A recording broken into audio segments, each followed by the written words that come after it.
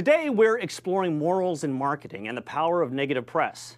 What wouldn't you sell? Are you marketing a controversial product?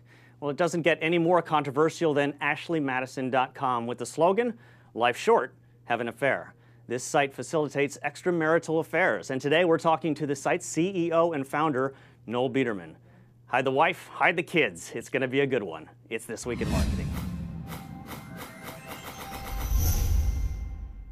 Hi, and welcome back to This Week in Marketing. You know, if you are a regular watcher of the show or listener of the show, that you know that the show typically focuses on some very actionable advice for the small business owner on how to, through marketing, take your business to the next level and achieve your goals. Today is a bit of a special show, and we're going to be focusing mostly on the interview in this one, whereas typically we will spend, 10 minutes talking to a CEO or CMO or founder of some company or concept. Today, we've got some very important questions for somebody who's achieved some fame both through the internet and through the press, and really focus on some interesting questions and some hard questions. And I am your host on this show. It's Scott McDonald, and my co-host is right here, Dan Granger. Hi, Scott. How you doing? Wonderful. Yeah, this is an exciting show. Exciting show, yeah. And before we get into, before we greet Noel, I want to throw out there that when we go back to our normal format next week, please send us ads if you want us to critique your marketing. We do it right here on the show. And if you like what you see, go on iTunes, subscribe, give us a rating. We want to communicate with you. So if you want to email us, it's marketing@thisweekend.com, and on Twitter, it's marketingTWI. And we should also probably mention that we're live right now. The people out there in watching this live can send your questions to us, and we will try to get to them if we have a chance to do that. Anything else? No, that's it. Welcome, Noel. Yeah. It was launched in 2001. AshleyMadison.com is an online dating service targeting mainly people who are already in relationships, and by all accounts, it's been a very successful ride for CEO Noel Biderman. Boasting about 8 million members, I hear it's closer to 9 now. Ashley Madison has achieved global awareness through the uniqueness and salaciousness of the concept, some strategic advertising, and a ton of press, a lot of it being critical of the concept and of Mr. Biderman himself. So, Noel, welcome to This Week in Marketing. Oh, no, we are not hearing him in the studio. Can we get him in? We'll wait for you, Noel. Just let me know when we can start hearing you. Got it, we hear you. We got you. Great. Thanks for joining us today. Pleasure. So why don't we just start out very simply. Tell us what Ashley Madison is.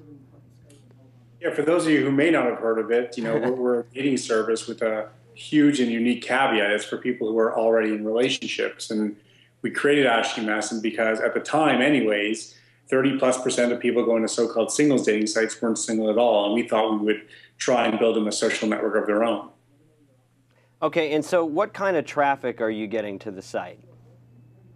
Well, it's been a remarkable ride. I don't know that had you asked me 10 years ago when we started this project that I'd be engaged in interviews such as this and looking at monthly traffic, 14 million visits last month alone, 9 million uniques. We're in 11 countries and in 5 languages. I think by all accounts, one of the fastest growing social networks on the planet. But I think that says a lot to do with who we are as a species, and certainly a lot to do with how we've marketed this service successfully. How does that break down by country? I'm just curious. Like, what are your top? The majority of our audience is in the States, but that's also a product of the fact that after really incubating it for 5 years within Canada, believe it or not, we were ready to explore it, and our first export marketplace was to the U.S.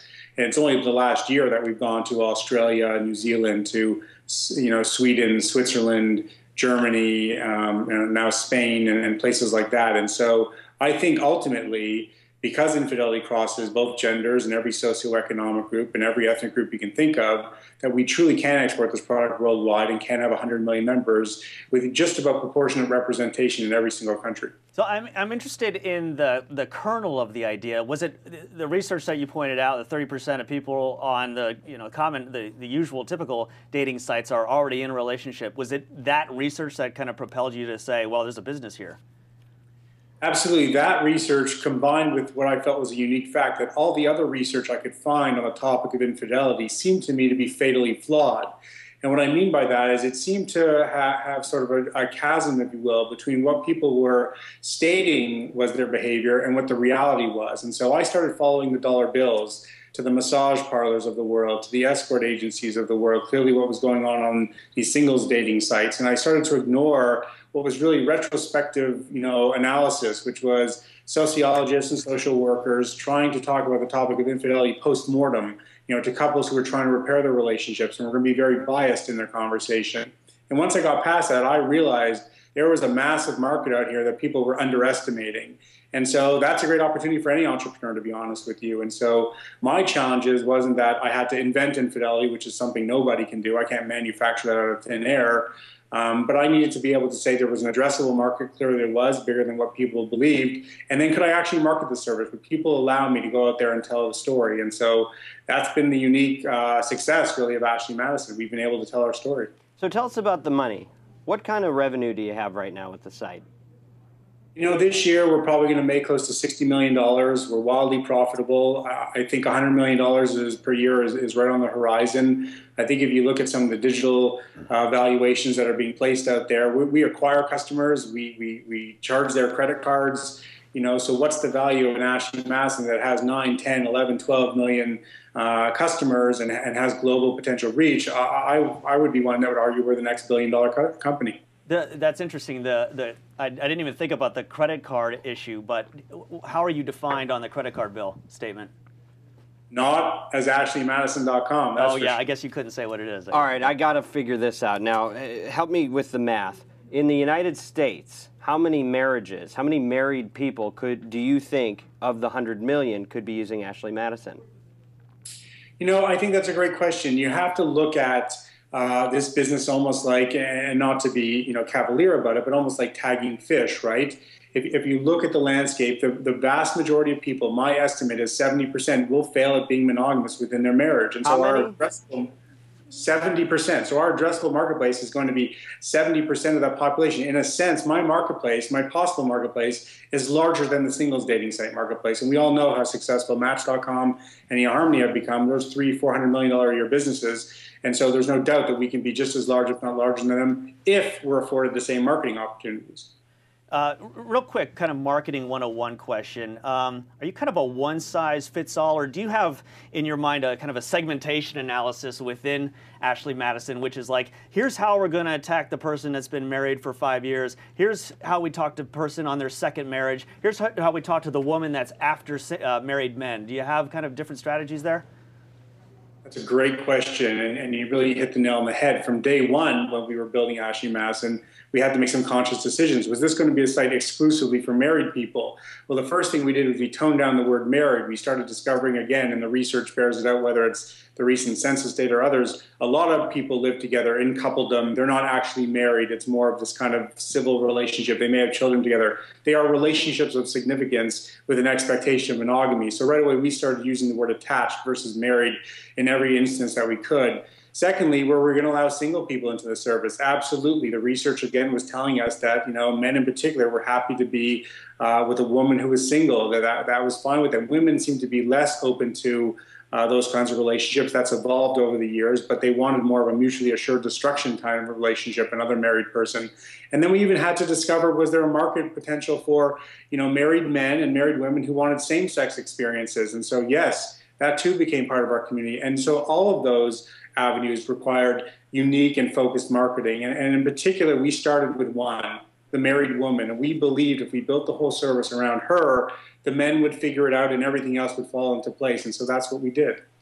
Noel, how long do you want to be involved in the business? Are you looking for an IPO, an acquisition? Do you want to run this the rest of your life? Or is there a certain amount of money you want to make before you say, I'm good? The IPO question gets surfaced a lot, and even if there was an IPO, I still would see myself at the helm of it. Part of what I do at this stage of the game, 100+ employees in 4 offices around the globe, and clearly reaching a lot of success, is this is the part of the business and running the company I enjoy the most.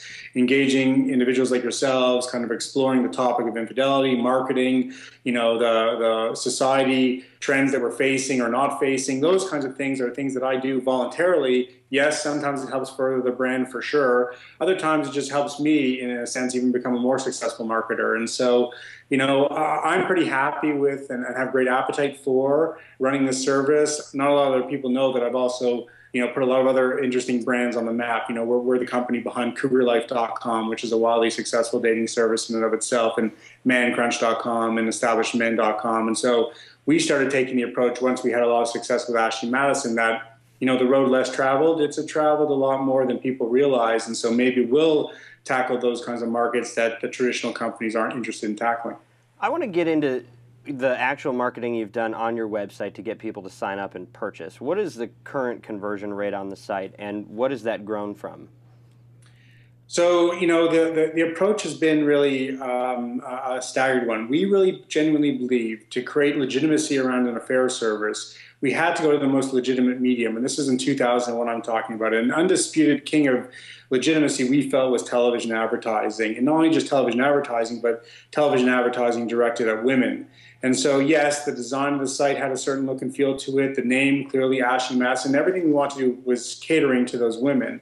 And so if you look at our early advertising, even our tagline was very subtle: when monogamy becomes monotony. And we really felt that was important, to come out with a soft foundation to really allow women to do something they hadn't done really in the history of mankind, which was pursue anonymous affairs. That was really the realm of men. And we were going to have to try and encourage them that this was a better alternative than having that workplace affair that could end badly. And so that's where it all started. And so the conversion rates were slow. For every 100 women that joined the service, only about 50% of them stuck around for more than 3 months. But over time, that's improved. And what's unique about Ashley Madison, we also decided, was that we weren't going to be some kind of subscription service. That really wasn't how an affair played out. So on a singles dating site, you sign up, you spend 2 or 3 months, hopefully you meet someone, you don't need the service anymore. Affairs can often be, truthfully, kind of lifelong ventures that you're in and out of, or that you have a romance to. And so what we wanted to create was more of a pay-as-you-play model. And in the continuance of that, we also wanted to be more legitimate in that we felt that lipstick on the collar had been replaced by digital lipstick on the collar in the form of a text message and a voice message you left behind. And so we really wanted to allow you to keep your communication on Ashley Madison, where it was password protected, easily deleted and removed from other people's mailboxes, versus sending out a message to a personal email or calling somebody. And so the whole premise kind of evolved where, it wasn't going to be women were free, but it was going to be one where only one party needed to have what we call our Ashley Madison credits to initiate those communications. And so the conversion numbers started taking on a whole new life of their own. But for the most part, I would say that we have an interesting paradigm. We have an interesting paradigm wherein, if 100 people come to the site, maybe 25 people actually engage the site. And some of them clearly are engaging it as a barometer for themselves to even see how they would feel about an affair. They'll send one message and never come back again. It ends up being about 15 to 12% of the community ends up being legitimate long-time users of the service. But that's actually a lot higher conversion rates than we found on any of our other dating services we've created. I want to stay a little bit kind of marketing 101 still before we get into kind of how you've promoted and expanded the brand, and that is, customer research. Really the question is about customer research. How do you kind of pull people together, kind of understand how to make your quote-unquote product better? And can you trust the research that comes out, either primary research like a focus group or survey, or secondary research? How much of it can you trust out there? Or do you just have to kind of use instinct and intuition to build this thing? I think a little of both. One of the unique things that Ashley Madison has become is clearly this sociology experiment on steroids, if you will. We're able to be this fly on the wall at the genesis of an affair. We're able to determine how and when and why certain people, sign up, what they're looking for, why they've come here. And so that allows us to impart a lot of important data. And on the flip side of that, we're able to and willing to go back in time and take a look at the... Hello? Yes. Yeah. Sorry. No, there you go. We got you. Okay. So it's been this introspection. It's also been the hiring of PhDs who help us write algorithms to better understand our community behavior and look at things. But in the beginning, it was very focus group oriented. I would say now it's a lot more internal research oriented. That's what really drives our product and marketing. What are the triggers? What gets somebody to take the step, and maybe they weren't sure if they wanted to have an affair, but you put something on the site and that gets them to sign up and participate? You know, I wish it was like that. You know, we can have a conversation, you and I, for the next half hour, and if you're in a happy relationship, I'm not going to persuade you to have an affair. And so what we found from day one was there was a lot of nuances that have played out time and time again. Monday morning is the busiest time on my site, week in and week out, not because I do a lot of Sunday night advertising. In fact, I do no Sunday night advertising, but it's all about the weekend, which is full of expectations in people's minds.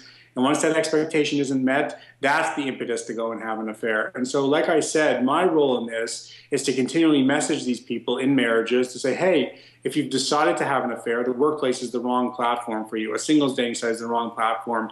Visiting an escort comes with risks of breaking the law and sexually transmitted disease and infection. That's how I've approached it.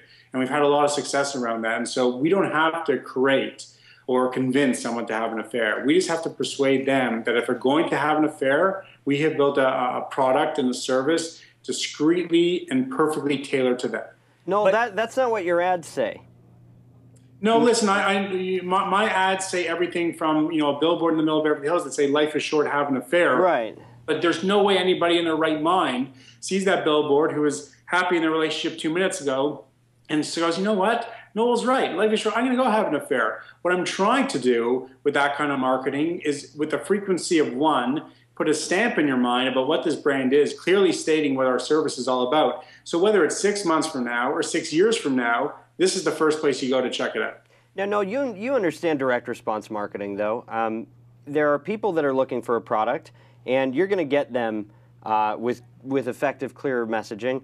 But the purpose of direct response is to put something in someone's head that they didn't know that they were necessarily looking for, but you're going to scratch an itch that they may or may not have scratched without you. I genuinely think that that's not true with an affair. I truthfully do. I think we do that a lot more aggressively with, say, our Cougar Life website or Established Men, which is our sugar daddy site, or a bunch of other services. With an affair, I got to tell you, it might feel that way, but we're not that persuasive a marketing engine. What we're really out there doing is saying, this is just way more prevalent than you realize, your neighbor realizes, your friend, whatever. This is such a commonplace activity. I don't need to convince anyone to have an affair. I just need to cannibalize. And so that takes a different kind of marketing. That allows me, for example, to go onto a TV show like The View or on 2020, and it doesn't matter if they have something disparaging to say about me or my brand. I know that the viewership out there, there's a segment out there that feels that way, that understands that I built a product for them, and that's who I'm talking to. So, you know, bad publicity, no such thing for this brand in a sense, because nobody, if we stop them on the street, 100 people, thinks cheating's right. But the vast majority are still going to do it at one point or another in their lifetime. It's interesting following your brand as it relates to kind of publicity and the 2020s and the views and, you know, the Sean Hannitys. It's this weird kind of dynamic where, you know, they're pulling you on and they know they're going to get the ratings boost out of it. But I've got to imagine that you go on these shows and you see an immediate traffic spike the next day or within 5 minutes. Sean Hannity was the great example of that. I mean, as much as he spewed his venom and then aired my commercial 3 times, which he thinks is unairable, you know, my servers almost crashed. You know, 20,000 people a second were trying to sign up to my service. His audience is my audience. He may not like that fact, but that is the fact. Wow. So I really want to come back to the messaging, though, that you use, because there's category advertising and then there's brand advertising where you're positioning yourself against alternatives. What you're sharing with us is you're saying, okay, hey, everybody's that's cheating, 70% of people are cheating. I'm giving them a better path to cheat. However, you could run ads that say that, but you choose not to. You don't say we're the better alternative for you. You say, category, you should cheat because life is short. You're trying to introduce them to the action. You still haven't addressed the disconnect. Not all the time. I mean, if you look at our TV ads, you know, whether it's our ad, which we call Bedroom Frolic, which kind of says this couple's married, it shows them in a romantic throes, just like we see in so many movies and TV shows out there, but then we flash up, but not to each other. Or whether we show a man kind of waking up, it looks like, you know, a one-night stand. He's maybe had a little too much to drink, and maybe the woman's not so attractive, and he starts sneaking out of the bed downstairs only to glance on the mantle, a picture of him and that woman on their wedding day, and he realizes it's his own wife. And, a woman on a terrible blind date with a really rude guy only to realize it's their anniversary dinner. And so what we're trying to do with a lot of our marketing is encapsulate a reality that many people experience. And so once they have that connection to us, that to come home to us. It still seems to me, though, that all the ads you're describing are saying you're disappointed, you're not content, I've got something for you to do, not you're going to cheat, this is why you should cheat with us. And so there really is something there that isn't being addressed. Well, on the flip side, you could look at like a dating site or a company doing dating advertising. You couldn't say that, well, this person was going to go on a diet anyways. Here's an ad that's saying this is the before, this is the after, this is how you could look if you went on a diet. I mean, which is fine. But a diet product doesn't say we're not promoting diets. The diets are already happening. We're saying to come. Noel's position is that. Yeah. But Noel's position is not what you described. Noel is saying, no, we actually are just capturing people that are already doing it anyway. He is pulling them into the market. And so I agree. We're saying the exact same thing. I'm saying that advertising has a power to push somebody over the edge, and join a group that was not within a fair. I got to tell you, I don't believe that's so within a fair. I think that we have done marketing like you're describing, that we're no eHarmony. We've done this push. I know in the end, our most successful marketing. And we've done all kinds. We haven't touched on it, but we've done marketing almost against ourselves. We've done all kinds of different things. But when we speak to people and we say, hey, does this resemble your life? Okay, then we built a service uniquely for you. What we're also saying is there's two fundamental successful parts to an affair: the affair and not getting caught. And part of what I'm advertising is the not getting caught part. Because if you have an affair on Facebook, you're bound to get caught. I mean, that whole network's about sharing your information. That's the worst place to conduct it. An office romance, also a poor place. It's going to end badly. So getting caught, sorry to interrupt, getting caught, I'm sure people still do get caught through Ashley Madison, and you probably have to deal with... I got to tell you, I mean, I'm sure they do if they leave their browser open, or if they consciously or subconsciously want to be caught. But for the most part, our product functions in a way that really greatly mitigates that. Like anything else, you go to a hotel room and have a bill in your pocket. Yeah, I don't know if that's the causation is Ashley Madison's not getting caught, but if they had the affair on Ashley Madison, that's where it led to, for sure. But if you had some divorce attorneys on your show who would, have seen 1,000 divorces in the last 2 or 3 years, they wouldn't tell you that Ashley Madison was a singular cause of these things. They might mention Facebook a hell of a lot of times, but they're not going to mention my site. Yeah. So, all right, back to the site. What percentage of the people that are participating are women? It's a fair question. So despite all of what I said before and all my marketing efforts and focusing on them, ultimately we got to a situation where it doesn't matter what city, what country, what province, state I've launched in, I've never had more women sign up than men. In America right now, it's about 31% of the service is female. In Canada, it's about the same thing. The only place where it's closer to 40% is, for whatever reason, Australia. So it's either the drinking water down there or something else about the culture. And Switzerland also has something close to that. But we've never had a 50-50 ratio, and that's despite very conscious marketing efforts directed solely at women. If people think it's a bunch of dudes, you're not going to get them. So here's my question: do you or people from your company ever create more female profiles so that it appears to the men that are participating that there may be females, even if they're not real? No, definitely not. We decided at the outset that this was going to be an organic service and take time to build. And so do people get dissatisfied? Yes. If they come to it thinking it's an online brothel, and what they do is send 5 messages, saying, hey, do you want to have sex, and then not get anywhere, we try and recalibrate that by saying, hey, you're not going to be successful here. But people do that. And they also get angry. Listen, we suspend maybe 200 profiles a day for people who are on there improperly, meaning soliciting or acting aggressively, but yet we still find time and time again that people do sneak through the wire, and we try our best. And so sometimes people get frustrated with that experience, but that's not unique to Ashley Madison. That's really a product of online dating in general. I appreciate that. No, that wasn't my question, though. My question was, do you guys ever engage with consumers or create profiles that aren't real? No, absolutely not. That's never happened? Never happened. Okay. So What we do is, in fact, the opposite. You know, we heard noise around those kinds of things, and so we'd offer a guarantee. I will, and continue to do, a $249 package that says to people, if you purchase a service and don't find what you're looking for, meaning that I don't want any video evidence or anything along those lines, we'll just give you your money back. And today we've been, you know, pretty conscious of giving that back whenever anybody's asked. Yeah, in doing the research for this, I was seeing some of the complaints board comments and people saying that they were interacted with by people that turned out not to be real people, that there were fake profiles to make it look like there were more women than men. But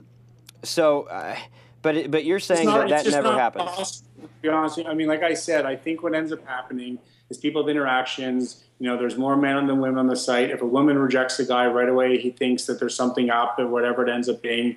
That would just necessitate a whole other element to my business that I just wasn't prepared to go down. But the industry itself suffers from that. You know, Match.com is involved in a lawsuit. AFF, other people have been accused of it. I just think in general, dating sites don't always work out for people. And rather than look inward, just like why people have affairs, people want to point fingers and blame. We know what we have as a service. We know the thousands of women we attract. We know we attract more men than women, and so we're going to have dissatisfied customers. But there's not much we can do about that other than offer them their money back. But we continue, I think, to be a wildly successful service for the vast majority of our users. And do you actually see that? Do you have like the equivalents of customer satisfaction surveys, and you see that women are actually more satisfied than men on the site? Yeah, listen, Ashley Madison is probably the most successful website on the planet for women in a sense, because it doesn't matter how old they are or how much they weigh. They come with an expectation, and if you guys did it, if you built a female profile tomorrow, you know, within 24 hours, you're going to have a half dozen men interested in meeting with you. And so it becomes a very landscape-tilted experience. And so the women really do get wooed and pursued, and that's what they're missing back home, and that's what makes them happy again. That's one of the reasons they're here pursuing an affair. And so for some men, that can be dissatisfying. You know, they do want to come here and are looking for something a little quicker. We're just not that kind of service. There are casual dating services for that, but that's not the way Ashley Madison was set up. And so, you know, with some of that marketing you and I just talked about earlier, we're going to attract people like that. It just, you know, there's no way or two ands or ifs about it. So I can just do the best thing I can, which is to try and directionalize them more effectively. And if they're really unhappy, just refund their money and tell them to move on. So we don't want to get, you know, all talk show host on you with the, you know, how do you live with yourself? How do you sleep with yourself? How do you sleep with your wife questions? But, you know, I do have some questions about it, you know, as far as how do you deal with it? I mean, you know that it's got to destroy families. It's got to hurt relationships, obviously hurts relationships and kids. I remember my very first agency that I worked at, I was asked if I wanted to be on a cigarette account, and I said, no, I wouldn't do it. And everybody in my kind of graduation class were like, how can you say no? You're shutting down your opportunity within this agency. I said, look, I know people are going to buy cigarettes. I just don't want to be part of that. So, I mean, how did you first say, yeah, this is going to be okay for me to do, and then, you know, over time, I'd love to hear kind of how your perspective has changed. Yeah, well, I think it starts with, you know, a premise that adults are adults, and prohibitions against adult behavior isn't overly successful, whether it is the cigarette smoking example you give, or drinking, or the use of drugs, to be honest with you. And certainly that's no more prevalent than when it comes to their personal sex lives. And so, you know, I genuinely was of the opinion that I didn't invent infidelity. It was clearly around long before Ashley Madison, and will be around long after I'm gone. And so this was a behavior pattern that people engaged in. And so, no, I'm not looking for any kind of, you know, humanitarian award or any kind of nomination. You're not going to get one, sorry to tell you. Or a Nobel Prize. But I would argue that the digital landscape and society are better off because of my presence, because, you know, that individual on a singles dating site who falls into a relationship with someone who's already taken and didn't expect that, that's pretty deceitful, and that's pretty challenging. You know, office romance has hurt, you know, those businesses and those lost jobs. And so ultimately saying to people, hey, here's a community of like-minded adults. If you're going to engage in this behavior, this is the best place to do it. To me, I feel like is a net win for everybody. And so, you know, it was that combination of those two philosophies. I think the last point that I've learned over time is infidelity is greatly misunderstood. You know, it's more prevalent than people realize. For many, many of my members, and I'll speak directly about them, you know, they genuinely see themselves as great partners, great and dedicated parents, as, you know, loving extended family members, all of those kinds of things. They just don't love what's going on or not going on in their bedrooms, and that's why they pursue an affair. And so for them, it's a marriage preservation device. If they wanted to just get a divorce, they would leave. And so an affair is actually, for many people anyways, much differently perceived internally as it is externally. What I mean by that is, you can sit there and talk about the harm kids and whatever.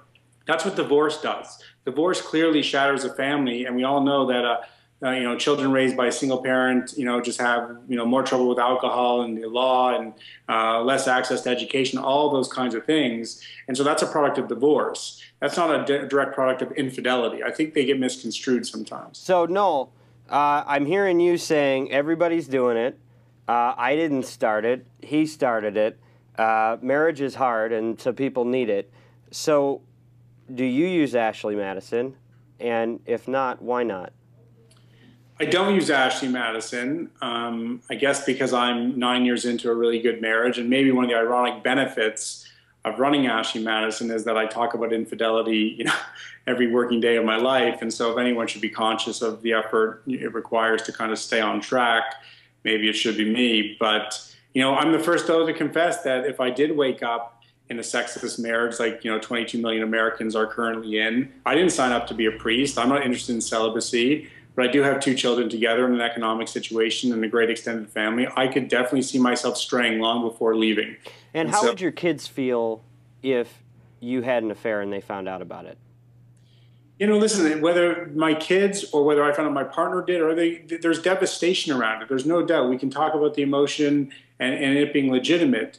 But my view of the world is that emotion is really caused by the societal narrative that we've tried to create here, which is that somehow romantic love has to be exclusionary. No one would ever tell me I have 2 children, I can only love one of them. But that's what we seem to believe about, the opposite sex. You can only have one. You got to be monogamous. It's the only way to love. And so what we do find, again, and I looked at this research because I started a swingers dating site, specifically because I started getting asked more and more questions about open relationships. Couples in open relationships divorce way less often than couples in monogamous relationships. And so right away you see a direct correlation between monogamy and the strain it can put on a relationship. And so monogamy is a man-made construct. It's not really in our DNA. And so all the power to the people who can persevere and go through it. But if the vast majority of us fail at doing it, well, shouldn't we address the causation as opposed to just putting a Band-Aid on it and say, well, we should, could, would. But is working hard on your marriage in your DNA? Are any of these, is dieting in your DNA? Is anything that's worth pursuing in your DNA? And if it's not, does that mean you shouldn't do it? I mean, here's my question. You hit it on a very good point. It's just, the way we eat in today's society is probably not in our DNA. And that's why so many of us are obese and so many people have diabetes issues, whatever. We don't do the right thing. We seem to believe just because this is the path we've chosen that it's the right path. And that's garbage. That's terrible philosophy. So do you believe in a right path? Is there a right path, or do you stay away from that kind of moralizing? No, what I believe is that society constantly evolves. The institution of marriage hasn't always been this way, right? Even the 10 Commandments were brought down by a man who had 2 wives, and it wasn't that long ago that you were married by arrangement. It wasn't really for love that you married. That's a pretty modern phenomenon. And even more modern, just my parents' generation, where the impetus to get married, and they got married so young, was, premarital sex was so taboo. We've constantly evolved the institution of marriage. Let's not kid ourselves. Look what's going on right now in most of Western Europe, in Canada, and starting to happen in the States. Same-sex relationships are being recognized. And so the institution of marriage will constantly evolve. My view of it is that monogamy is on its last legs. It might be painful to be a part of that. Then why do you do it? Then why do you do it? But I'm a product also of my society. I'm a 39-year-old that grew up in a community that puts a lot of emphasis on being married, rewards it financially, emotionally, all those kinds of things. And I suspect your consumers do too, because you said your consumers are the Sean Hannity audience. So the people are just like you. They have these pressures from society to do it, and you don't have to believe that the authority comes from a higher power, but these are things that you believe. So what I want to know is, what does it say when a CEO refuses to use his own product because of the devastation it causes for people? No, but I never said that. I never said I refuse to use my own product. I said I don't need to use my own product right now. I said the exact opposite. I would use my product if I needed to. And so, but you haven't yet in 10 years. There's a big difference between the two. That's like implying that somehow you can't be a divorce attorney unless you're divorced, or represent a criminal unless you're a criminal. That's nonsense. And so I can build a product for people currently going through that. I'm 9 years into a marriage. Check back in with me in a decade. So Ashley Madison could strengthen marriages, but it wouldn't strengthen your marriage. Ashley Madison strengthens marriages for those people who would otherwise need to leave if they didn't have that outlet. Do you believe that Ashley Madison helps more than it hurts marriages, or hurts more than it helps? It helps a million times more than it hurts. The vast majority of people never know that their partners are on it, and it allows those partners to stay within their marriage. And for the most part, if you ask people to kind of rank the priorities in their marriage, it's pretty rare for them to put sex at the top of the list. They tend to put things like their children, their economic situation, their extended family. And so if you leave a marriage just for your own selfish sexual interest, that's pretty unique and rare. And so most of these people are saying, hey, it's not the most important thing, but it's important enough and I need to pursue it because it's a drive within me. And so they do it on the side. We want to chastise those people, but I don't know we should be doing that. So infidelity is legal. Could you name something that is legal that you could profit from that you personally wouldn't do? That's legal? Yeah. Say a site that monetizes facilitates sex trafficking in other countries where you can get away with it. Oh yeah, like Philippine sex trafficking. Yeah.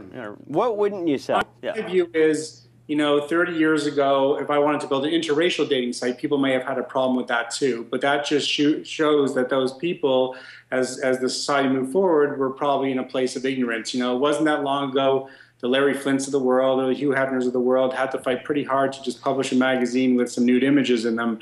Today, they're kind of looked at as almost iconic American entrepreneurs. And so in the midst of their careers, they had everything from the FBI down their throats. And so as a society, America in particular, constantly looks over its shoulder and says, we really behave that way just because someone was a socialist or a communist? It's kind of shameful. And so people tag me with all kinds of labels right now. I think history will end up judging me very differently. Except that you won't do it yourself. And I feel like there would be a lot more credibility to your message if you were willing to have an open marriage. I just want to clarify that. You keep saying that, and that's not what I've said. I said that if I woke up in a sexless marriage, I too would have an affair long before I would leave. Well, except that your marketing... I'm not in a sexless marriage. I'm in a very happy marriage. So I don't know what you want to keep asking me. I've told you I'm in a happy marriage. I think I get, ironically, some benefit of running the service that my wife and I have probably come to a really interesting place in our relationship where we talk about everything that most couples don't ever get to. Listen, those couples in open relationships, they're amazing to me. That they've had the courage to have the conversation, risk, what it might be, the feedback they might get from having that conversation, but they've decided to move forward. The vast majority of people are terrified of that conversation and will never have it. It sounds like you're really confident that this is a good thing for people and that you actually do believe in some, even though it may be your own definition, you do believe in some kind of morality. If everyone that used Ashley Madison came to you and said, this hurt me more than it helped me, this was bad for me in my experience, would you shut down the site? That's a tough question. I suppose if my feedback loop was that for the most part they regretted their experience on here or regretted having the affair, yeah, that might be interesting. That's not what I get. I tend to get a ton of fan mail. I tend to get daily emails from people thanking me for having the courage, giving me a unique story saying, hey, I know people think affairs play out this way, but this is my story and how it's unique and different. And so there's all kinds of reasons why people have affairs. There's all kinds of people who perceive things that, hey, yeah, we got into a marriage where there's vows taken, but she broke the vows first, or he broke the vows first, or here's what happened that was unexpected. And so I think what tends to happen is we tend to use this language around, oh, this person cheated, right away there's a negative connotation, and the other person's a victim. And for the most part, that's really not how infidelity plays out. And truthfully, if you do speak to couples who survive infidelity, here's what they'll tell you. If removed from a place and time, that was painful for sure, but it was a litmus test. And we realized we did mean a lot to one another. And absent that, I don't know that we would have fixed our relationship, but we have, and we've moved on for it. And even then, infidelity can be valuable. A painful way to do things, no doubt, but still valuable. But it's got to be, I mean, for you personally, and probably for your family, and someday probably for your kids, it's got to be hard that in many circles you're kind of public enemy number one. I'm sure, obviously, in a lot of religious circles. But not in my circles. When I came up with the idea, I canvassed my friends and family and got everyone's opinion. Yes, some people range from that's crazy to that's brilliant. But ultimately, I am clearly judged in my circle for the person that I am, for the friend that I am, for the partner, for the parent, and for the most part, and definitely to my face, this goes on, maybe behind my back, different things. I have never seen a negative impact from being the man behind Ashley Madison. That's just not the case. So you never hear from disgruntled spouses? You've never been confronted by somebody that was... I never do. What I tend to hear from, though... Except on the Tyra Banks show. Yeah. Except on the Tyra Banks show. He was mad at you. That was orchestrated by the show. And so it wasn't real? He was acting? No, orchestrated meaning they went and found members and brought them out. So, but you just said that has never happened. You said that I received emails. No, I said, do you ever hear from people? Do you ever get feedback from people that have been devastated by the site? What I get is almost constantly the same kind of email. Someone of faith and religion who, you know, thinks that this is wrong in the eyes of God and I should stop doing it, and or someone who saw themselves as a victim of infidelity that had nothing to do with Ashley Madison, and they just think this is abhorrent. And so even though Ashley Madison never existed in that time and place, they want this thing to end as if that affair could have been avoided. And that's just not accurate. That's the whole point. So I know you've been asked this question before, and I don't mean it necessarily. I don't mean it from a moral crusading perspective at all. This is really marketing perspective. But you've got a lot of people out there. You know, again, not in your inside circle, but your external circle. You are public enemy. You are, you know, the guy people love to hate. So my question is, you're a smart businessman. It's so clear. You're a very smart marketer. That's also very clear. And I'd actually love to ask you about this Super Bowl ad that you try to get out. Why? Like, why put yourself through it? Why not launch something? You're going to make money doing anything. It's easy to see that. I know, but listen, if everybody who ran into some turbulence and obstacles turned tail, you know how many products would never see the light of day? That's not the American way. You have to have conviction. You have to have courage. You have to follow through. And so that's what I'm in this of. 1,000,000 times over, I could easily pack it in. Whether it's that Super Bowl exam, there's a whole slew of reasons which allow me to say, oh, I give up. But I don't give up in life. That's just my nature. And that's what really great entrepreneurship is about. You don't give up. Except that unless you really find out that you can't stand behind your product. And Noel, my perception is... Can the guys at Craigslist say they can't stand behind the product just because certain people went on there and started soliciting and then violence occurred? No, they believe they built an alternative platform that allows people to exchange all kinds of things. That's their belief. You can't stop people from being people. And so I don't think they built anything other than a great product. That's their belief. I feel the same way about mine. But no, we're not talking to Craigslist. We're just talking to you. And you're a brilliant guy. You're a talented guy. You seem like a good guy to be with, and you probably sounds like you're a good husband, and yet I don't believe and I don't accept that you think that you're actually helping people. I think from what you're saying, you're making tens of millions of dollars a year personally from facilitating this. And since you not only will you not do it, and you know marriage is hard for everybody, they all need to do the work. You're advertising for adultery. You're asking people to do it, and then you're not willing to stand behind it.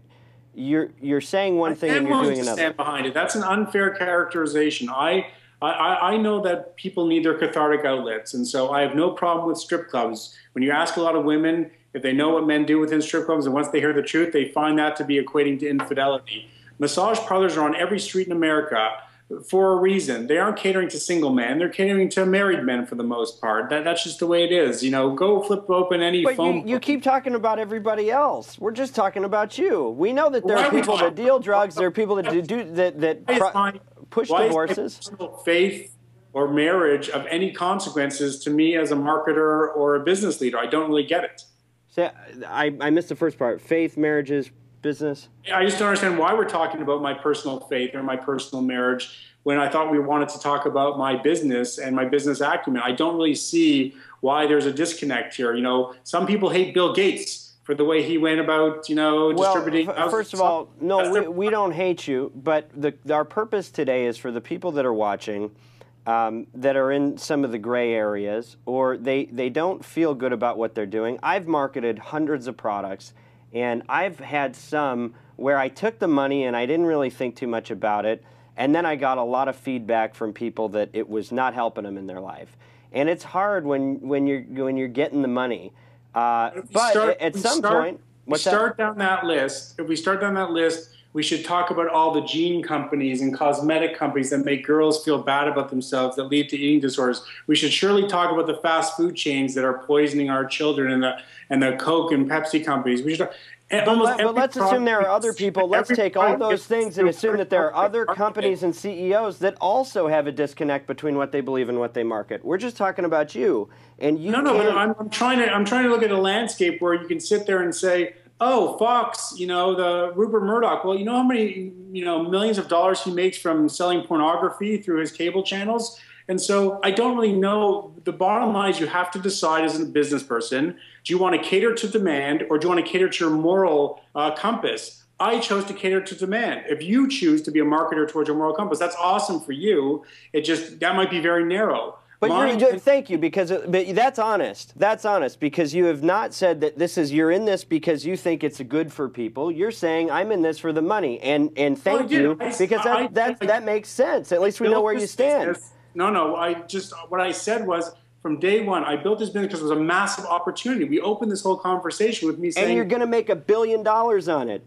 Correct. And you knew that, and you're smart. Correct, but it's still there's not mutually exclusive. It doesn't mean that I don't believe that the service creates benefits. Yeah, but you wouldn't be doing this if it were a nonprofit. This is not your heart's passion, and you've already said it's devastating. You would be devastated if your wife cheated on you, and you facilitate cheating. You say, I encourage counseling. I know that you bury in your frequently asked questions that you don't encourage people to cheat.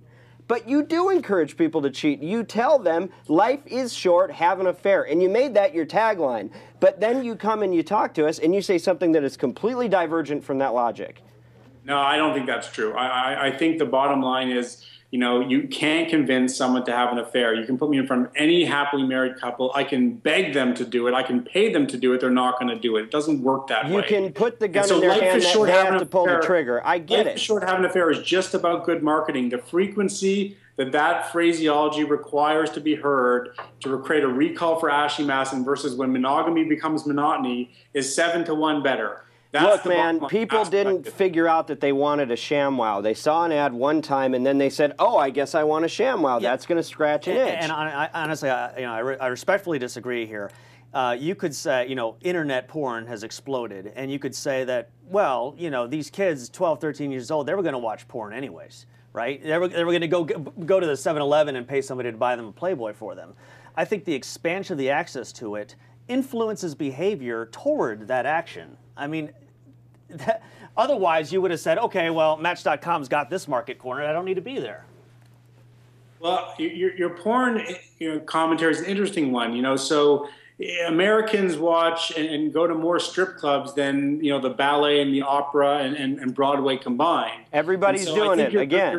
You're trying to give a encapsulated picture of America that doesn't exist. It exists in your mind or on Leave It to Beaver, but not what really plays out. And so what I do think is happening, what I will agree with is the ubiquity of adult content online has changed behavior patterns. What I mean by that is I do think there is so much user-generated content. There's this belief out there that everybody's out there having threesomes and swinging and having this kind of sex and that kind of sex. I do think it heightens sensitivity, and I think that heightened sensitivity leads more people to have more affairs. I do think there's a correlation between that, but again, I don't control the adult industry. Okay, but I guess our premise is probably that, and I can only speak for myself, but you're linking the chain of events that happens with an affair. And I don't believe that, look, there are people that are going to, you probably are helping them because they'd be going to an escort if it weren't you. That's fine. That's my point. But I know that's your point, but we're talking about 10 million people. How many of those people were on the brink? How many of those people were not thinking about doing it until you told them? How it works. If Oprah Winfrey buys my site today and shuts it down and makes it count as a site, we're not going to change one single person from having an affair. Not one. The net new affair is not going to stop. Direct marketing disproves your point. I will bet you every dollar bill I've ever earned that I'm right. How much would it cost to buy your site? That's a great question. Well, it's about the money. Yeah. Yeah, no, but my point is, it's how much for the site? Let's see, 60. I don't even know what it's worth. Maybe $1 Oprah will 5 see times this. I bet he'd sell it for $300 million. Yeah. I was going to say 250, but if you give me 300, I'll take it. All right. But my point I appreciate the candor. I mean, look, man, you're coming on here and being honest, and we appreciate that. Yeah, no, but all I'm trying to say is this is a water issue, right? And so someone who is absent sex in their lives, they need water to drink, food to eat, air to breathe, and sex. They're going to find it. And so if I don't exist, they're just going to go somewhere else. Yeah, but that's true sometimes. But it's not always true. It's not always It's not always true. You look, 10 million people. It's a biological driver. Put it this way, guys. There are places in this world where adultery is punishable by death. Yes. Would say, if you do this, we will kill you, and people still do it. That's the definition of a biological. I'm not saying you can stop everybody. You can't. It's going to happen. It's been happening since the beginning of time. But the point is, the marketing creates activity. We're marketers. We know this. We get people to do things they weren't thinking of doing before. And you're going to get some of the market that was doing it anyway. But with 10 million people, you're going to tell me not one of them got pushed over the edge because they were in a vulnerable spot. They got in a fight with their wife. They're having a hard day, they're by themselves, and they saw the ad and they said, okay, I'll do it. Whereas 10 minutes later, they may not have. I mean, you said yourself. Are you also going to blame the phone company that they set up the affair on? Are you going to blame the hotel room? Like, now you're just getting into... You're participating in it. I'm not saying you had the affair for them, but you are participating. That's my point. But here's what I do that you're not contemplating. I'm telling you, millions of people join my service. They try on a level of infidelity that's like dipping their toe in the water. They send one message, maybe two, and never come back again because they realize the guilt doesn't work for them. In that sense, even, I provide a valuable service. I let people try on something and realize it's not for them. That's unique. Well, let me tell you as a marketer then how to save a lot of money. You mentioned it up at the beginning. Your site only needs a frequency of 1. Ashley Madison, go to a place to have affairs. Oh, I get it. Why would you ever need to advertise again? Me? Yeah. Yeah. Because I need to tell people about the alternative out there to having an affair. But people knows what Ashley... But that's not what you're advertising. That's not what your ads say. You have a complete lack of clarity in your ads if that's your intention. No, I don't. Yes, you do. You are advertising the concept of infidelity. You are not advertising your alternative as a better one. I advertise disenchantment, and so people go, oh, I get it. This is my life. Okay.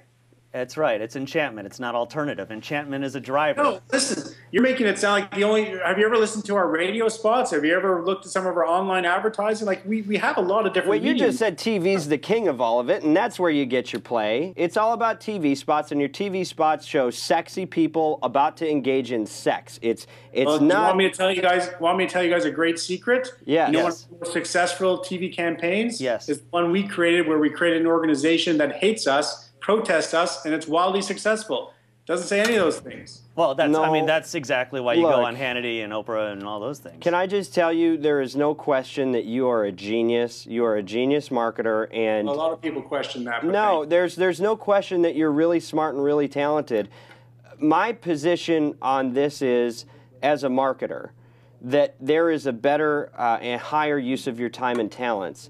And you could do what you could do if you didn't do this. You could find another way to make the money. You could feel better about it, and you wouldn't have to spend. You've said so many things that are contradictory, and you're so smart. You say it so eloquently, but you could do something else. You're taking the money, and anybody can do something else. Yeah, but you're the one that needs to. Yeah, so if Ford or GM wants to call me up and I can help them reposition, you know, their cars for a more interesting audience, great. I will help them do that. But life's short. Buy a Corvair. No, that doesn't work. That doesn't work. Go ahead. Sorry. No. This is good. And look, you're being so honest with us, and we appreciate it. I'm always honest, whether people like me or dislike me. I'm not trying to. And so you guys might find some of what I'm saying contradictory. I think you're putting color to my commentary. You are doing so many mental gymnastics to get from A to B on this. My head is spinning. You're a genius, but you are completely disconnected from you trying to justify your slogan. The slogan you chose for your company. I'm not trying to justify it. You can't adapt to. I've had many slogans. You have one. It's life is short, have an affair. It's on your ads. It's on your site. That's your slogan. You're making it sound like it's the only message I had. I told you I had an original slogan. I also had a different slogan at one point. This is the one when I decided to start doing outdoor campaigns that I felt was going to be effective. Now, what equals effectiveness? Well, when you put up a billboard in Beverly Hills and Ben Stiller's agent calls you and goes, "That's the funniest ad I've ever seen," we want to do something with this new movie coming out called The Heartbreak Kid, which is about a guy who cheats on his wife during their honeymoon. You know, that's an effective campaign in a unique way. You're right, because you're clever and you're creative, and you could do it for things that aren't destroying marriages some of the time. I'm not trying to necessarily persuade someone at that moment in time looking at a billboard to have an affair. That's ridiculous. But you are doing that. So just look at statistics, man. 1 million people see an ad. Okay, a lot of them are going to cheat that same day anyway, and maybe they go through you. Fine, let's write them off. But it's the margin. It's the people that wouldn't have done it, but they saw your ad and they did it. And you will not look at me and say that not one person does that. Don't tell me that one person didn't get pushed over the edge by your ads. If you're that pliable that a billboard convinces you to do something you don't want to do, you got bigger problems than an affair. If your billboards are that ineffective, you're wasting your money as a CEO. I never waste my money. I believe that because your ads are effective. That's right.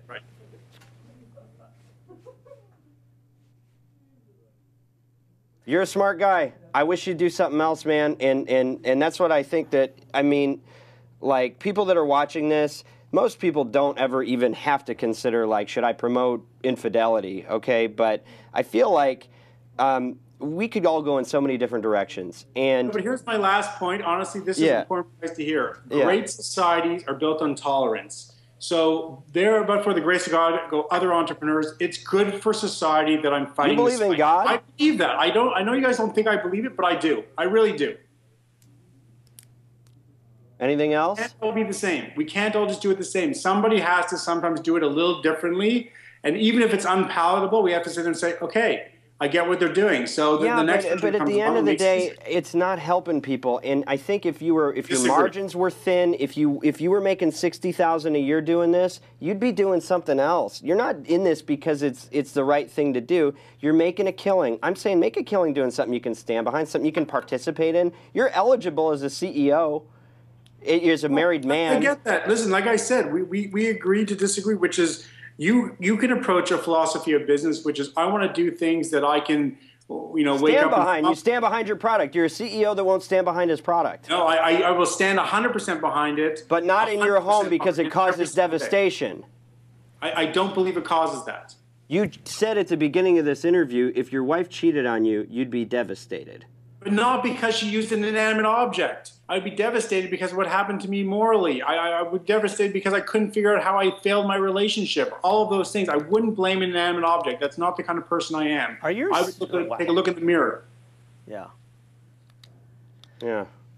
Well, I mean, there's not a lot of other places to go here, but if I could summarize what I hear you saying, is that somebody has to stand up and do something that other people are unwilling to do. And I think we can all agree that you are a very brave person. But, I mean, it's like Al-Qaeda brave. You're at the expense of a great deal of other people. You are doing something that other people are unwilling to do. But the people that are being hurt by it, I don't think you're really looking at it squarely, and I think you'd sleep better at night, and I think you'd be equally successful putting your time and talent towards something else. But we appreciate you being with us. Oprah Winfrey, tear down this site. No, thanks for having me, guys. Yeah, thank you, Noel. I appreciate the debate. No, appreciate it. Very fair of you to join us, and thank you for the lively discussion. And when you're in LA, maybe stop by the studio. It's fun. I'll be there in 2 weeks. Kevin Smith. I'm going to do an interview with Kevin Smith. No way. Really? Oh, the Smodcast. Yeah, the Smodcast. Yeah, yes, of course. Very successful. Okay, well, maybe we'll talk to you again sometime. Thank you. Truly, thank you. Thanks, guys. Dude, I was sitting there watching you ask the questions, and I didn't want to get in that train. I mean, that was fun to watch you go at it. Well, I got intense on that one. Yeah. But you know what? It's a big deal. And I've been married, 9.5 years, same amount of time as Noel. Yeah. And it's not an easy thing. You've been married about the same amount of time. Same time, 10 years. And life is hard and marriage is hard. And you got a great example of a guy that's willing to take people that are just working on life and might be in a vulnerable spot and willing to look the other way and take the money. Yeah, absolutely. Here's what I'm most proud of. I mean, I've watched probably 10 interviews with Noel, and I never saw anybody get a rise out of him. until you Stop completely got a it. rise out my of point him is on a not to marketing get, show. Look, I don't want to get a rise out of Noel. I want the people that are watching this, and I want Noel to think differently about what's worth it. No, I what agree with you. sacrifices are we willing to make? I think we all agree, and he will someday when he's on his deathbed, that it's completely dishonest to say that all he is doing is providing another access point to this behavior. Yeah. When we all know as advertisers, especially effective advertisers and marketers, that you can make behavior happen. Yeah. You can force behavior. You can create something come into being by effective marketing, by right. being a link in the chain. And if you're an effective link as he is, things are going to happen as a result. So, with that said, what could we recap this with that people that are in probably more gray areas than he is, what are some principles that people can use to decide what they want to put their time and talents behind? Well, from my perspective, I mean, we said it again and again to Noel, is that there are plenty of ways to make money. Why live with decisions that you just don't feel comfortable about every day? I mean, if you're really honest with yourself and you think about, am I doing something good? I mean, not for the world. It doesn't have to be pro bono or a nonprofit, but am I doing something that actually helps people, that makes their life easier, that doesn't have the side effect of possibly tearing apart a marriage or tearing apart a family? That's a good business to focus on. Let's start with, does my business tear apart a family? No. Check. Let's go to the next point. What do you think? Well, I mean, I deal with this a lot because I get involved in so many different campaigns, and he's a product guy, and and you're a product guy now, although you've been involved in so many campaigns. Yeah. And so obviously, if you're going to figure out what your life's work is and what you're going to work on every single day, all day, you want to feel good about it. You want to be able to stand behind it, right? Yeah. When you're a marketer that deals with multiple accounts, it gets very unclear sometimes about the one that's coming across your desk. Do I want to take the business or not? Right. So personally, when I look at something, if it's black, I try to say no. If it's gray, I usually say go. But at the end of the day, you got to follow your gut and say, would I want my friends and family and loved ones to use this? Would I use it? And if not, don't do it. Simple as that. Hey, next week we are getting back to the fun where we look at which test won, where we take a look at 2 landing pages and try to decide between the two of us. And our guest next week, who is the founder. Somebody very important and interesting. Is it Grubhub? Grubhub. Will you check us out on iTunes and rate us? Tell us what you think. Email us, marketing@thisweekend.com. Subscribe on iTunes and follow us on Marketing TWI. Thank you for watching. Next week, more fun. Does it sell? And a great guest for you. Thanks for joining us this week. Dan, Scott, bye-bye.